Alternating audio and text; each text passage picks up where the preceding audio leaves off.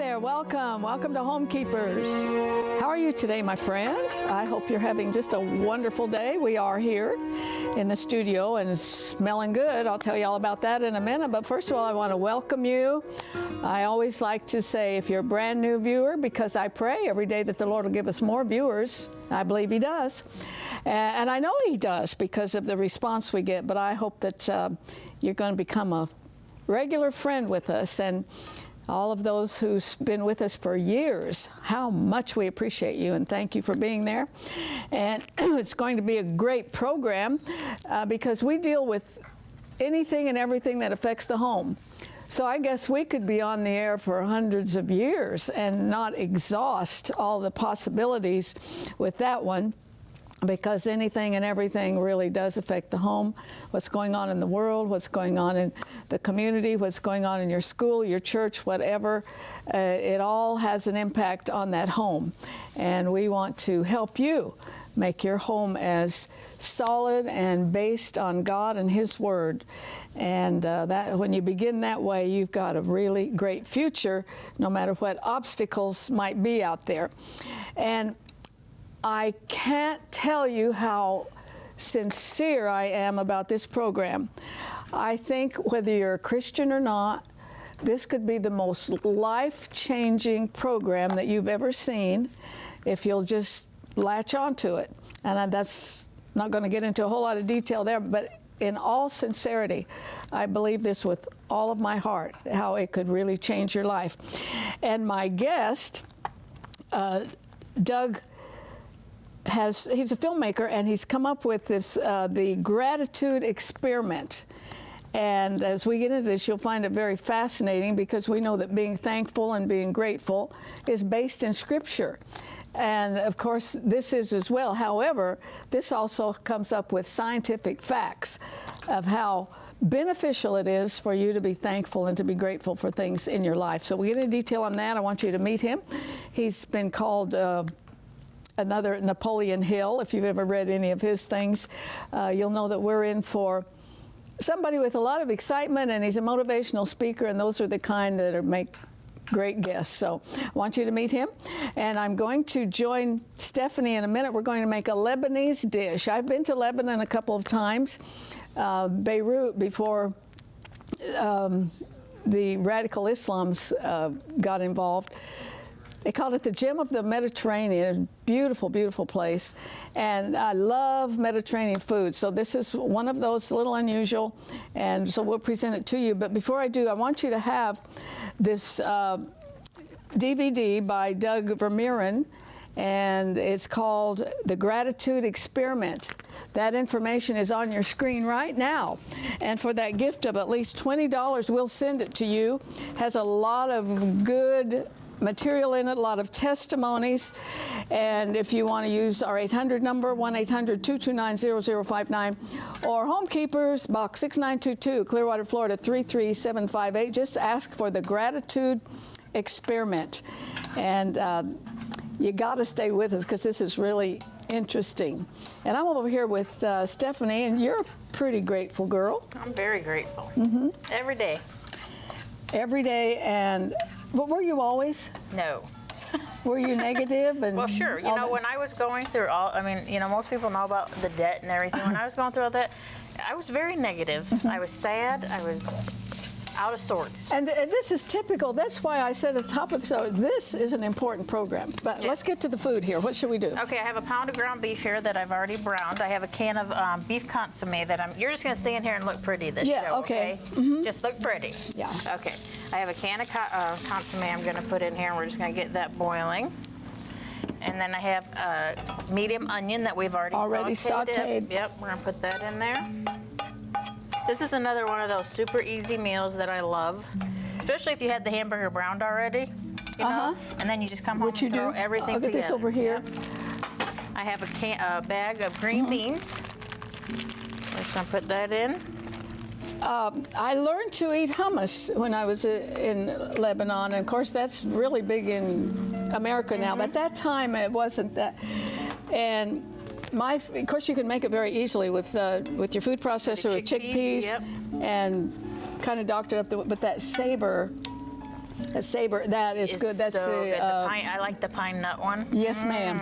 Yeah. So I also have lemon juice, and I have garlic, and then I have 2 cans of the diced tomatoes. With the garlic in there? Yep. This is just different with these green beans. Yeah, it's very different. We'll see. Yeah, I got it. You know how we can tell? If the crew drops their cameras and they run over here. And sometimes they walk out and don't even try it. So this will be the test. Yes. We'll find out. And over here, you got some hummus. I have just the regular hummus. It's not all jazzed up because you can jazz this up so many ways with some pita. Oh, isn't that pretty? Yeah, isn't that I like nice? pretty food. Well, you know what they say, you eat with your eyes before you eat with your mouth. Well, you want to try it? Yeah. Now, it's supposed to cook a little longer. A lot longer, yeah. We know that, but we'll get a little. Here, I got a scooper right here. I'll just get you a little bit. As for me, this is the kind of dish I like. I like a lot of vegetables and stuff. I'll just take a little bit out. Yeah, just try that. This had the lemon juice in it, right? Yes, it had lemon juice. That's very garlic. typical, too, of your... No, I like that. It's got to cook more. Yeah. But it's... The spices make it. Yeah. It looks like it tastes really good. And then you add the pita and the hummus, and you're good to go. And hummus is really good for you. It's made out of chickpeas. So this would be a good one if you want to try something different. Yeah. Yep. If you're interested in this recipe, that information is coming up on your screen. And then stay with me as we discuss what I think is such a key to living. I hope that you'll really pay attention to this interview. Stay with me. If you would like a copy of today's recipe, please send your request along with a gift of $5 or more to Homekeepers, P.O. Box 6922, Clearwater, Florida 33758. All right, meet my new best friend, Doug Vermeeren. Did I say that right? Perfect. I'm trying to guess what that is. Dutch. Oh. Yeah, it's Dutch. If I had thought really hard, I would have come. I should have waited to hear what you would have said. Yeah. Maybe a little German, maybe. Yeah, probably. Yes, welcome, a motivational speaker and a goal-setting coach.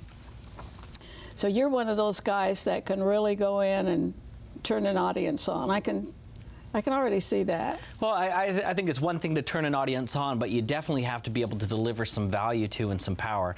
So rather than turning an audience on to me, my goal is to turn an audience on to themselves, what they can do, their greatest potential within them. Well, I fully believe in this because as a minister of music for many years, I would go to a music conference, and I could get so much for the next year, so much inspiration. And then when you go to a church conference and they're talking about faith, you know, and whatever the subject is, I think we need that. Well, we do, and you probably heard the saying, God don't make no junk, right? I think sometimes we all need to remember that. Sometimes when we get into the daily life and the nitty-gritty of everything, and you know, this is a show for homes and families, and sometimes even just the family stress, we can sometimes sort of think that we're doing it on our own, and oftentimes that can weigh heavily on us, right? So I would like to sit in some of your conferences. I think that would we all You're always welcome. We all need to be encouraged and pumped up once in a while. It's true. I really think. Okay, now before the gratitude experiment, yes, you did what's called Opus. Yeah, my first movie was called The Opus, and it really talked about how we can take, you know, the vision of what we want to do in our lives and how to turn that into a workable plan and ultimately performance, so that we have some things that we can do to ultimately make our lives better. It's not just enough to just dream about it. We've got to have some things that we can actually incorporate as action steps in our life. When I looked at that, I thought, that is it. Get this, vision, plan, performance. Correct. I mean, that is so on target. I think so many people just kind of wander through life and they don't ever get beyond a dream. Yeah. You know, it's been said by some that we actually spend more time planning for a vacation at the travel agency than we do on our own lives. And I definitely think that can be true. Now, the gratitude experiment it's based because we know that thankfulness and gratitude came from the scripture. Yeah. You know what I was thinking about? The children of Israel in the Old Testament. the grumbling and the complaining. Nobody had to teach them to do that. No, grumbling comes easy, doesn't it? Yeah. And a child, no, sometimes that's their first word. Yeah. But I got to thinking about that. At that time, had there been much thought about gratitude, Thanksgiving? It was just these grumbling, complaining people, millions of them, marching around. Yeah. And that's kind of the natural state, isn't it? Well, it is the natural man. In fact, you know, as you mentioned earlier, we do study a lot of science in the film to talk about why we have that. And if you think about it, our brain is actually wired to protect ourselves, to survive, if you will. And so because of that, we're always looking for challenges or negativity or things that can work against us or confront us. And so that's what we look for first. And we try and, you know, as soon as we feel safe, then we can start getting to the next level to explore deeper things other than survival. And I think that's, you're right, just like the children of Israel, well, you know, they're having trouble now with food. They're having, you know, they're having to walk in the desert. They're having all these things. So what do they look for? Well, they look for what they can complain about because that's immediately in their face. But it's just like in life, if we have a problem, it's like a pebble, right? If we hold it right to our eye, that's all we're going to see. But if we put it in perspective, yeah, we see a big rock. But if we put it in perspective, then we can begin to see things as they really are. And I think from a spiritual point of view, that's really what our mission on earth is to be able to put things in the proper perspective. It's not about us as an individual, it's about us as a group, and again about our relationship with the Lord. Yeah, didn't Jesus talk about the speck in your brother's eye? Isn't that the truth? You got a whole log in your eye? 100% true. Yeah. Okay, now the gratitude experiment, I'll tell you up front, it's not loaded with scripture. It's a scientific study on gratitude, and it's got a lot of testimonies, it's got a lot of scientific results from research and so forth. And so, you know, if people are expecting a sermon in here, that's not what they're going to get. Now, why did you get interested in gratitude? You know, it's interesting that you asked that question because I've always been interested in the power of positive thinking, you know, Norman Vincent Peale, and the power of positive influence. And I went out and I conducted studies on 400 of the world's top achievers, and many of them also swore by, if you believe it, you can achieve it. And if you really, you know, have faith in yourself and also in God, then you'll be able to achieve the things that are before you. So I went to a friend of mine who taught at a university, and she teaches in psychology and neuroscience. And I said, what do you think about this idea of positive psychology? Is it, you know, is it real? Is it legitimate? Is there any scientific evidence? And she said, well, some people call it the law of attraction or what have you, but it's not really a scientific law. And I said, well, what do you mean? People like Oprah are endorsing this and everyone else. What do you mean? What is it? And she said, it's not scientific because for it to be scientific, everyone has to be able to do the same thing and get the same results, and it has to be able to be duplicated every time the same way. And so I thought, well, that's interesting. If it's not scientific, does it really make a difference, or are we just fooling ourselves? Is it a kind of, you know, placebo effect? We believe it, so therefore it is. And so I began to study the evidence behind gratitude, and I really did notice that there were some very tangible scientific benefits, even in our biochemistry alone, how our body responds when we're in a more grateful state versus chaotic and disgruntled. That's just so wonderful. It's cool. Really. It's neat. That's why I said at the top of the show, whether you're a Christian or not, you can develop an attitude of gratitude, and it will absolutely change your life. It's 100%. life transforming. Now, how do you define gratitude? Do you have a personal definition? I do, and I guess it's maybe a bit different than what we'd expect. Like, a lot of people think being grateful for things that we have in our lives is really what gratitude is. You know, I have a nice car, I have a nice house, I've got money in the bank, etc. But what I've found is it's not really that. In fact, gratitude is kind of like a dimmer switch. As you turn it on, you begin to experience it in different ways, and it grows, almost like faith, if you will. It's another virtue or principle that grows like a dimmer switch. And I found that the more mature we get in that growth, the less our gratitude really becomes about what we are grateful for, the things in our life, but really it becomes a state of being grateful in. So even in a tragic situation or a challenge or whatever may happen around us, we still have gratitude internally. And so it really starts with the inside out. So what is gratitude by definition for me? And especially from a scriptural point of view or a belief point of view, gratitude really comes when we have a hope for the future that allows us to be grateful in the present. And that hope, of course, grace for me comes from the Savior. That's right. In fact, it's interesting that you even mentioned that, but even the word grace is the same root for the word gratitude, which also is a hope. And so when we begin to recognize that there's hope for us, you know, which, you know, we all make mistakes and we all have challenges, when we recognize that hope, suddenly we can begin to be more grateful. Yeah, and I think the only place where the word amazing applies is grace. Isn't that true? Yeah. That's so overused. I refuse to use amazing unless it is. Yeah, it's like my kid who comes home all the time and he says, awesome, Dad, awesome. I'm like, what does that really mean? How old is he? 15. Well, of course, everything is awesome. Everything is awesome. Yeah. You say on the DVD that it changed the focus from what you have. The Bible says, and you just hit it, the Bible says in everything give thanks. It doesn't say for everything. Yeah. It says in everything give thanks. Yeah. And that is possible. I think so too. That is absolutely possible. And so when, like I said, when you got this dimmer and you start turning it up toward being full grateful of gratitude from within. all the time, that's why I'm saying it could change lives. Now, if you have a whole family of grumpy, negative people, and one person decides, I'm not going to be this way anymore. Yeah, it makes a shift. I'm going to be grateful. It could certainly have a ripple effect. Well, you know what? All relationships are kind of like a mathematical equation. If there's a 1 plus a 1, it always equals 2. But if one of those 1s decides to become a 3 instead, all of a sudden the end equation is a 4. And so I don't care what relationship you're in or what challenge you're in, you have power to change that circumstance by just bringing the influence to it. Now I want to tell you a little story, but I'm not really proud of this, so please forgive me. As part of this experiment, we wanted to see, does gratitude in interactions actually make a difference? So I went into a Starbucks coffee shop and I had a camera crew hidden in the corner, and I went up to the girl at the counter and I actually treated her kind of rude. And we were, you know, kind of a bit abrasive and you know, I was just very standoffish.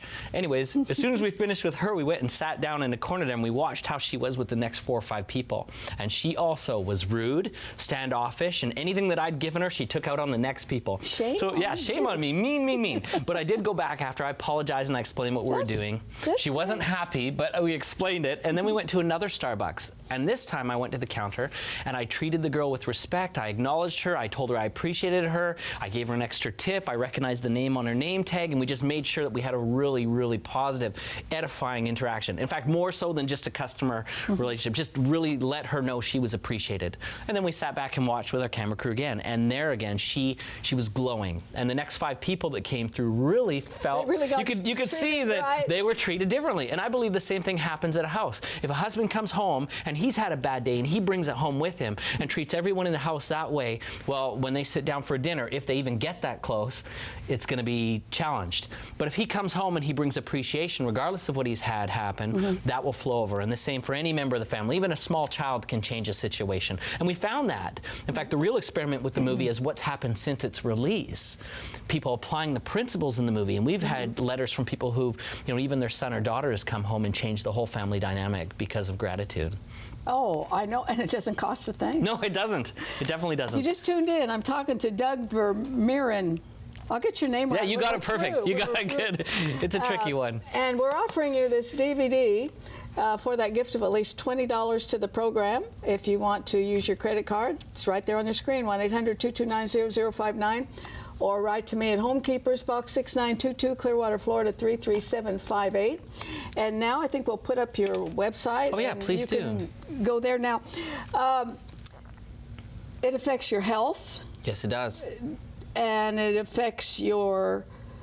well, we actually say there's 5 pillars that it affects. Okay, let's go over There's those. 5 pillars of success in everyone's life. And by the way, these aren't a specific measurement that you have to have so much money to be successful. It's really how you feel about each of these pillars. The first one is your abundance in your life. And not just money, but your time, your opportunities, all the things that are flowing abundantly into your life. And definitely we'll teach you how to grow that and expand that. So you're talking about this DVD for $20. I promise that if you apply these principles, you'll definitely see that multiplied many times in your life in the abundance this area. But there's also relationships, and not just the relationships with your immediate family, your wife, your husband, your kids, but even relationships at work and relationships with others in your community or even in your church group.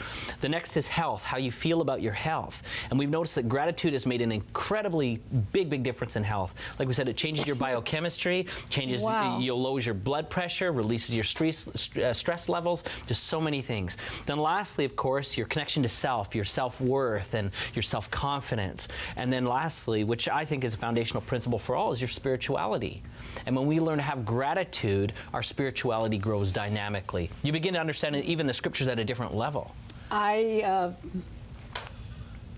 lived in the same home for 42 years, and I've got a new townhouse for 3 years. And I said to our boss one day, I said, do you think God ever gets tired of me thanking him for this new home? And it just changes everything to be thankful. I think you make the decision to change. And that's why I said what I did at the top of the show, that's so important, that just look at your own life right now. Are you just grouchy all the time and you don't see anything in the world you can be thankful for? Just let us put the brakes on here. And you just begin to think, I mean, life itself and the oxygen that God gives us, it's just, there's no problem in finding things to be thankful for. And if you're going through a really rough patch now, there are things in my life that are kind of rough. But as you thank God for them, and in the midst of them you thank Him, not especially for them, then it's going to make a whole big difference on how you come out at the other end. It's just one of the most important secrets of life. It is. I'm so glad you know you did this. What's also interesting is, of course, when I studied gratitude, I studied not only our scriptures, but also philosophies all over the world. And I found a really interesting quote that said that there's no greater sin than ingratitude.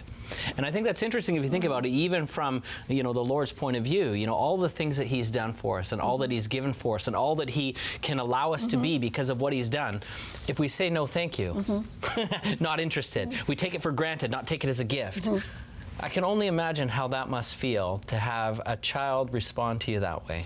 I can only think, too, if one person in the home would change, if a school teacher or a student, peer pressure is just peer pressure. It can be good, it can be bad. But if a couple students would just get gratitude going in the school, it would change everything. It's a big shift. They would quit bullying. Be a big shift. Yeah, it's just huge. Now, it will change the way we come across to other people, which is very, very important. As your Starbucks definitely. Well, I also find that gratitude has many kinships with other virtues like humility as well. And people often ask us, when we're making the film, well, what's the biggest thing that destroys gratitude? What is the number one thing that takes it out? And you know what it is? It's self-entitlement. When we feel that we are owed something from someone else, we're not able to be grateful. And self-entitlement is also the first thing that destroys relationships. If I take my wife and I feel like, I'm entitled to this, she should do this for me and cook there for me and do all these things for me, well, how does that create a bond between us? It's nothing but a division, right? Or even with God, if I say, well, I'm entitled to this, you should treat me this way because, I'm your favorite, or whatever you want to feel, that self-entitlement breaks down relationships. You just described America. I know you're Canadian, but it's the same up there. Gosh, the sense of entitlement. There is. It is just changing the nation, and I think only a revival from God Himself can turn it around. But we can do what we can on our own little personal level. You brought out something in here that's so important. I want you ladies to listen to me.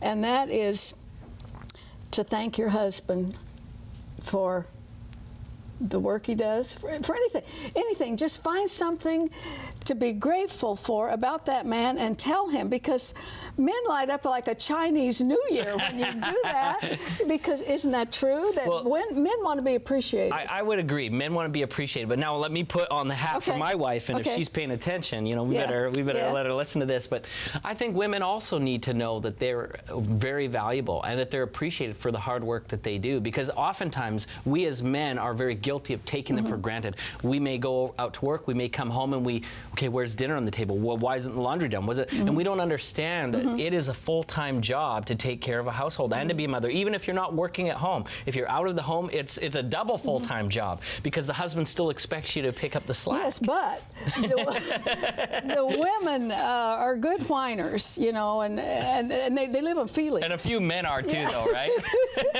We're trying to cover all the bases. Yeah, I guess, eh? No, but women, they're a little bit more feelings oriented, and they get their feelings hurt.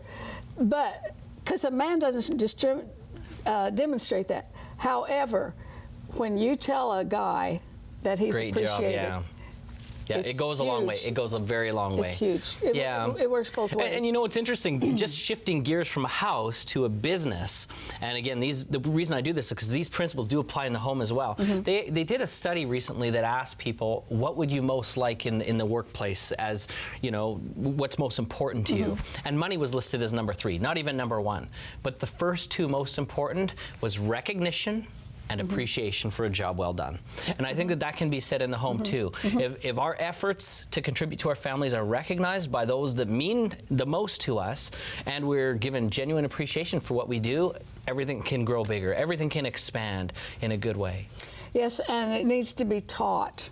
Yeah. That I know my grandchildren, they're taught to write a thank you note. Yeah. Of course, now it's an email. But, or a text but or something. it's no less appreciated. It's got to be taught when they're this, and when they're just about this big, to say thank you and to say please and all those good things. And as I said at the top of the show, you're not going to find a sermon in here.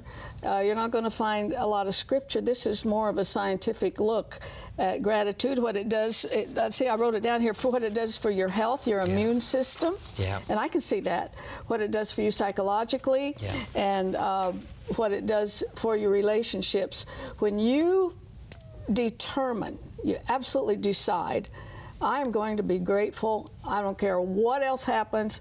Nobody can stop me from being grateful. Yeah, and you know, that's what it takes. The first thing to creating any change in our life is, number 1, an awareness that a change needs to be made, and then a decision.